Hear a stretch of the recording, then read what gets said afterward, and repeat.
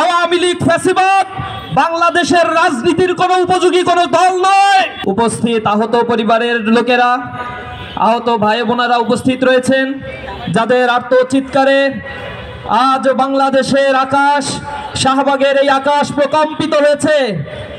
আমরা এই সমাবেশ থেকে বলতে চাই, অনতি বিলম্বে আওয়ামী ফ্যাসিবাদকে তাদের বিচার নিশ্চিত করার মধ্য দিয়ে বাংলাদেশের এই বেনিয়াদের রাজনীতি নিষিদ্ধ করতে হবে। আপনারা জানেন, বিগত 15 বছর যে ফ্যাসিস্ট জালিম এই বাংলাদেশের মানুষের উপরে চেপে বসেছিল, তাদের দ্বারা বিগত 15 বছর 1926টি বিচার বহির্ভূত হত্যাকাণ্ডের ঘটনা ঘটেছিল। এই একটা হত্যাকাণ্ডেরও বিচার আমরা এখন পর্যন্ত পাই নাই।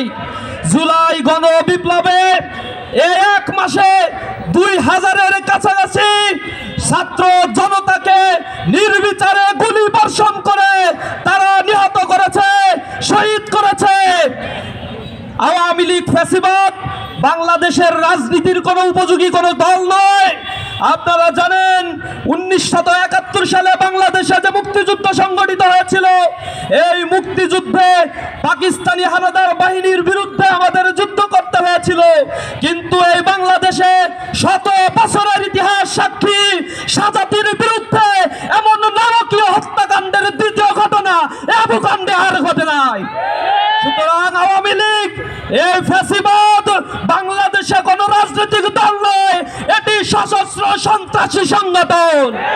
সুতরাং এই সশস্ত্র সন্ত্রাসী সংগঠনকে অনতি বিলম্বে যদি নিষিদ্ধ না করা হয়, শহীদের রক্তের সাথে বেইমানি করা হবে।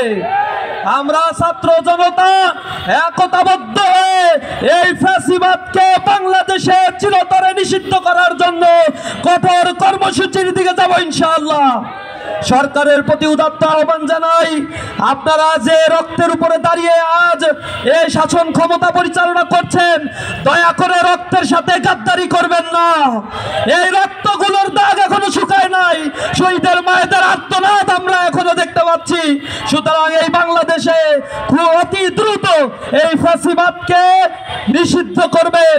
আমরা বিভিন্ন জায়গায় তাদের দেখতে পাচ্ছি দাবিন হয়ে যাচ্ছে, তারা কর্মসূচি দিচ্ছে, বিভিন্ন জায়গায় বিপ্লবীদের গায়ে হাত দিচ্ছে, তাদেরকে হত্যা করছে। আমরা আর কোনো এই কুকর্মগুলো বরদাস্ত করবো না ইনশাআল্লাহ।